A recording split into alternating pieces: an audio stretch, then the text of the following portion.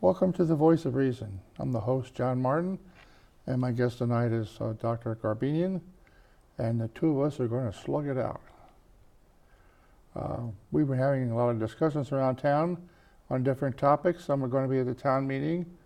Some are just was at the finance committee. We watched on TV. So let's start with one of your topics, Charlie.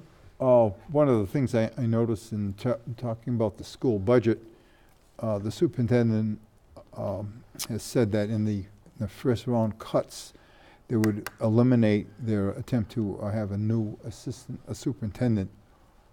And am I correct in understanding that would be a third assistant superintendent we have in town, John? That's right. We already have two. And do you know what that third assistant superintendent's title would be in terms of what he would be responsible for? No, I didn't. He didn't mention it in his article, and I didn't see it at another meeting. One of the things that's going on with the administration is that the state is requiring more and more things, more papers to come out of Shrewsbury. As an example, they now have to give a annual report for every teacher. They didn't have to do that before. It was like every 3 years or something. In this annual report, is this an evaluation of that teacher? Or? Yeah. You know, they would have to have an evaluation to get professional grade. Right, but they do that. That's a normal thing that's done anyhow. Teachers every year are evaluated at least once. Somebody comes and watches them teach. Well, when they were trying to get more assistants a couple years ago, they explained that the state wanted to see the evaluations in their hands, and they weren't making them out. So they had to arrange the staff at the front office how they would cover. It's more of a secretarial kind of job, I would say, than having somebody I'm just saying that, for instance, the school principal at the high school now has to give an evaluation for every teacher in there. He might get some assistants when he has assistant teachers, right, assistant principals, but they weren't creating those reports every year. They had something like every 2 or 3 years. And so when they came out with that requirement from the state, then they have to find out who's going to do the work. It wasn't being done. That really surprised me, because when I was teaching, it was normal that every year, every teacher get a year-end evaluation that was usually done by the principal. He would make time to come around and do it, and if he needed some input from the department chairman, he would get it, and it was a very easy thing to do. It didn't take much time, and I know, but all of a sudden now this seems to be another job-created creation exercise. Well, that particular year they added another assistant principal at the high school to assist with this paperwork. Mm-hmm. So we weren't doing everything that was required. Felt comfortable not doing all of it, but the state wanted us to continue to evaluate. So these requirements keep coming up, and I know our financial assistant always complains about how many times he has to report. It's not easy to report on something that you haven't done. No, that's true. And then when the state gets all these evaluations, who at the state level reads them, and what do they do with that? I have no idea, but it makes the evaluations go on at least at the district level, so that they're properly evaluated, so that you get their professional grade and everything on time. I have a feeling that getting professional grade nowadays is not as hard as it used to be. And so, has anybody studied how doing this exercise, which is sounds like going to be more money if we're going to have a third assistant superintendent. And they're very expensive. Yeah, I'm quite sure it would be a position that's going to give the person well over $100,000 a year.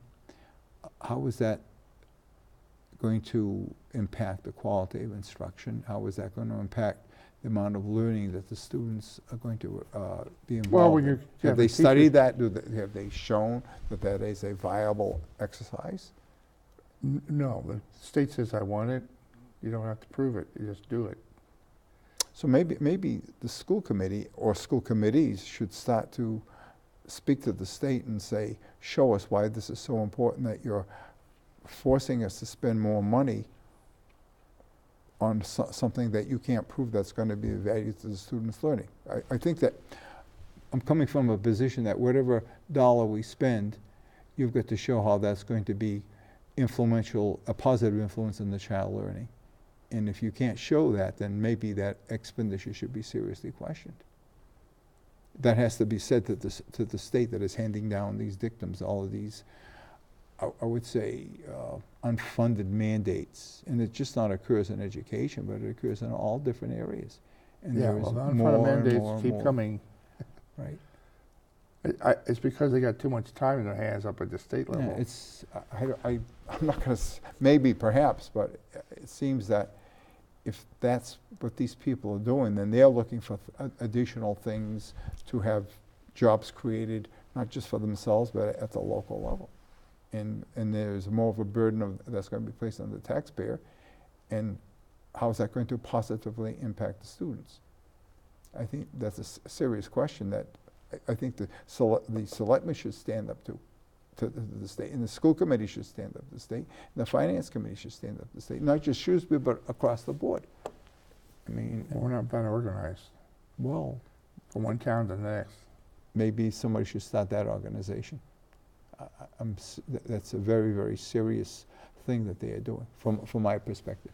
You know, or how much positive influence does it have on maintaining academic credibility? Can they show that the evaluation does do that or does not do that? Well, I remember 20 years ago, the high school didn't do everything they were supposed to do for the students. And when they used to write these letters up to recommend that the student go to college, they wrote up in their evaluation that the student didn't get this because it wasn't available to them. Mm-hmm. And so we were going to get downgraded one year. And they had a team come out and interview the high school, and all the counselors were complaining and Mm-hmm. saying that they had to make up all these letters. I don't remember all these letters being generated when I was young. Jesus. It's fortunate that they might learn something more to report, but it just doesn't seem like there's time to learn more things. I mean, their schedule is pretty packed now. But, so anyway,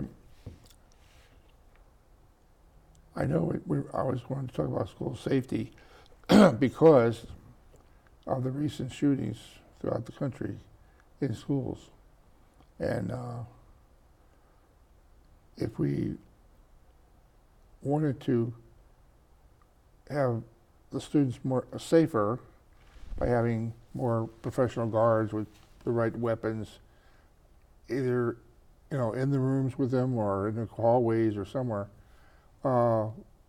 it comes out of the school budget. We have 2 resource officers right now that are paid for by the school department.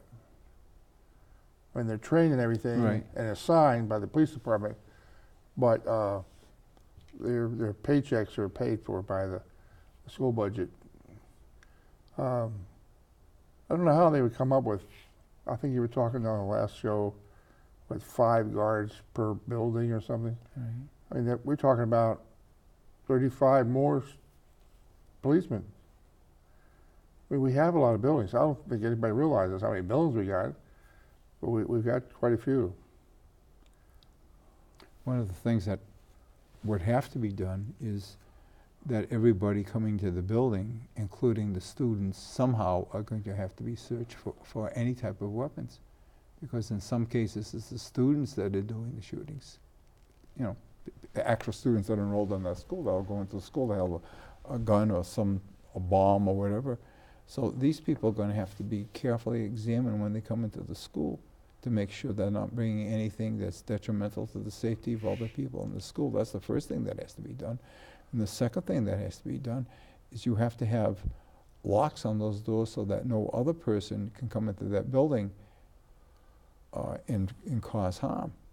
And for those doors to be not just secured, but those doors to be watched by, as we say, armed guards. And who do you get to do that? That's going to cost a significant amount of money. And unfortunately, there's another drain on the school department if they're going to have to pay for that. Well, they did a safety check on the schools just recently, like a month ago. And they do things like making sure there's cameras working at the doors where they have egresses. But I remember there was one shooting in a preschool. It was a boy that was upset with his mother, had paying more attention to the preschoolers because she was a volunteer or something. And he came to school with an automatic weapon.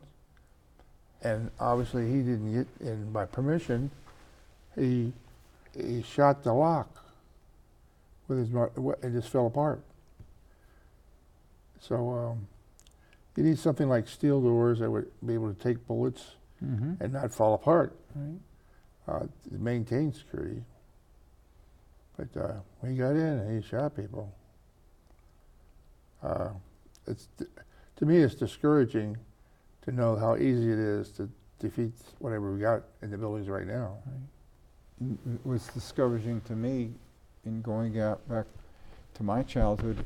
Schools were the safest place to be. If you were in a school, then nothing would ever happen to you that would be detrimental to your health, to your safety. And now it's just it's gone a 180-degree turn, where perhaps schools are maybe one of the more dangerous places to be. And that's very sad, and I think that speaks to our culture and to the point that we are not at the same level of morality, if I could use that word, that we were before, that our conscience about harming other people has changed, and that lives and well-being is something that's expendable today. And it happens so many times that sometimes people just become rather immune to it and say, well, it happened again. And that's very, very sad. But a lot, I think we talked about it last time on our program, that so much of our, I'm going to call it entertainment, quote unquote, revolves around this callous display of suffering by physical violence, whether it be with guns, with knives, and everything is depicted on film, whether it be television or in the movies or wherever, so accurately and so realistically. And sometimes I see things on television, they show the people there and they show the blood and the body has been cut open or shot open. I don't want to even look at that. And that's something that you never would see in entertainment years ago. No, the closest it got to me was somebody blew a firecracker up in the hallway outside of my classroom. Okay.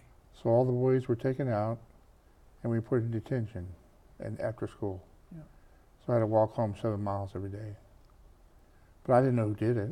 Yeah. But since they didn't have a way of finding out.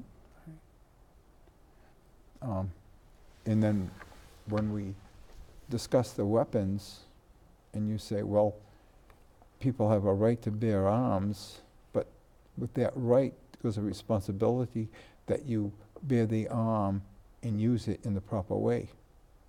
And something that I think most people don't understand is with every liberty we have, there's a responsibility that goes with that liberty. I don't care what it is. Whatever freedom we have is fine, but that freedom cannot cause harm or injury to somebody else. As someone told me once, and I'm not quite sure that I'm quoting this accurately, your freedom ends when you're stepping on my toes and causing me injury. Then that's where your freedom ends and my freedom starts. And I think that it's something that really has to be weighed by everybody in this country. And you know, the fight goes on and the argument goes on about how much control of firearms that we should have. Well, if people can't use them properly and, let's say, keep them in secure places so that young people don't get their hands on them, this young person got his hands on a firearm, then it looks like you may lose the right to have that firearm. It is too bad. It is too bad. Well, you need better parents too, because Yeah. this one kid that went to this preschool, his mother had guns. She didn't have him locked up, and she just went and got a gun and loaded it up, and he went to school. So it looks like we need to have, and I say this rather sarcastically, but we need to have something called the PAT, the Parent Aptitude Test. Well, I don't really mean that, but sometimes I get rather cynical in saying, what is it that we need to teach? And we have to teach parents how to do parenting, how to be parents. I don't. Well, we need safety inspections on people's cash or weapons to make sure they are locked up properly. I don't think that's ever been attempted. No. Even though there's laws in the books about Yeah. you're supposed to have this in a locked cabinet or something, it's just not happening enough. So there's another expense that the taxpayers are going to have to endure. Now we have to add something to the police. I guess the police would go out and have to do that. So you're going to need a special corps of police officers that have to spend time to go out and check all these weapons that people have to make sure that they're secure, that they're taking care of them properly. That baffles me, John. Why it We has turn ever into a come to police this. state. Right, exactly right. And certainly I'm quite sure the police don't want to do anything like that. They get their hands full with other problems that we're going to have to go to something like that.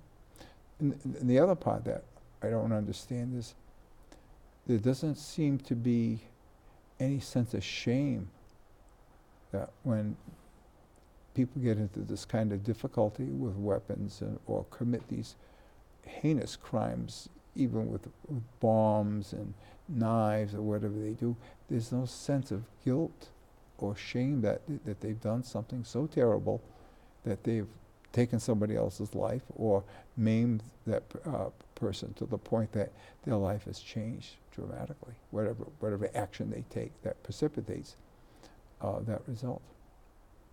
I don't quite understand how that happens, how people can live at that level. It baffles me. But there again, when I consider the leaders of our country that we have now, and I'm not talking about just the president, I'm talking about all the people in Congress, when they have disagreements, they don't speak to one another or about one another with any degree of respect. The name calling, the words that they use are deplorable. We never used to have it like that in this country. And those people had disagreements. I remember growing up listening to politicians. My father would listen and I would watch television with him. And politicians would disagree. It would be senators or representatives or presidents or people of the cabinet.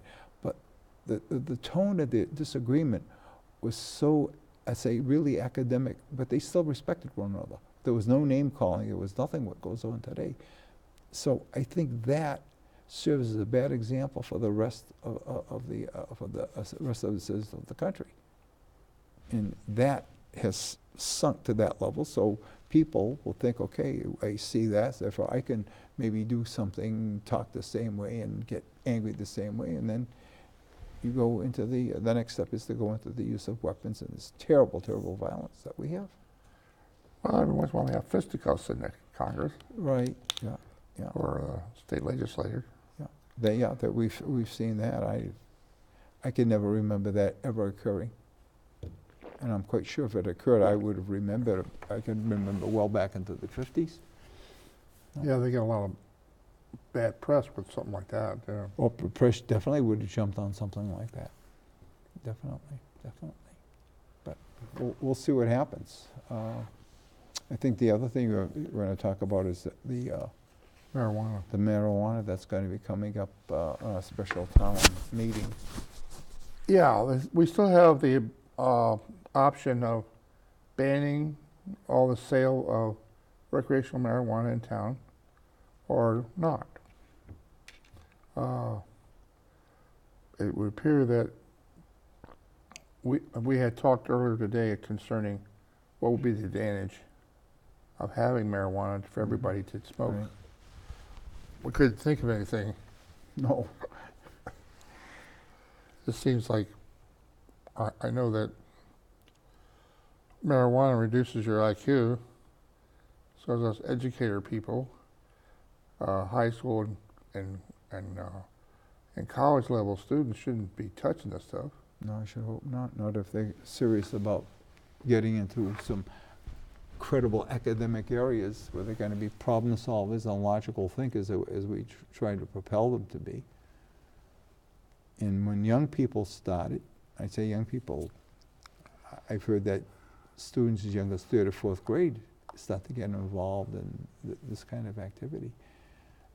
Imagine what it must be, what it must do to their minds to learn the basics of language and mathematics, or to try to remember things. From what I've read, there are studies that show that anybody that gets involved with this up to the age of 30 can impair their reasoning ability. That's a very, very serious concept to consider. And if we're going to make it legal, just the fact that we're going to make it legal, I think is sending the message to young people that if it's legal, it must be okay. And I don't hear enough people at all levels saying that this is a very dangerous thing that you should not be involved in. And to me, if it's that dangerous, and we know it's that dangerous, why should we even consider to legalize it? I don't understand that. And somebody wants to get it illegally, then take your chances on dying. That's your business. But I don't, just like the use of the alcohol. I mean, that is a problem in this country, that it's so common now, John. I don't think people even think about it anymore. But how many cases do you see where we have drunk drivers? How many accidents, automobile accidents, occur because of drunk driving or impaired driving? And that's something they can measure. And they have been measuring, because these people get into accidents, creating damage to vehicles and killing people and maiming them. So what's the marijuana going to do? It's going to do the same thing, if not worse, but they cannot measure the marijuana that people have in their bodies if they get into an accident. I don't believe there's anything out there that the police Well, they can can't do. test it. So, Right. But they can test somebody's has alcohol in their system. That's easy. And they're driving. They can, Right at the scene, they can do that. Right. They can't do that with marijuana, no. Not that far along in life. I No, guess. no. I think the only, I don't know, can they, if they do a blood test, they can determine a level of marijuana in your body.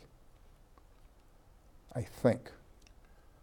Well, the thing is, an officer needs to have something that he can stop somebody from driving and charge them with being impaired. And that's, you can do that with the alcohol tests that they have. Right. Breathalyzers and stuff like that. They can pretty well tell how much alcohol you got passing around. Keeps coming out of your mouth. But if there was, if this goes through and this problem keeps on escalating, then how many police officers do we have to regulate this and to be able to respond to all these incidences that I believe are going to really increase significantly? Well, according to our police department, every time they evaluate every year, and they say, well, we need a couple more patrolmen here and there, they don't have enough to do what they're supposed to do. As it stands right now. Right. Right. So this is going to be another problem that's going to be adding to this stack of problems that they have to deal with. not a good decision. I really gonna have trouble understanding why the adult population in this state, or perhaps in this country, would approve of something like that. It just does not set a good tone amongst all the other negative aspects of it. It does not set a good positive tone for our young people. Well, if you listen to some of our selectmen, when they talk about the marijuana, they're anticipating taxing it and make money for the town.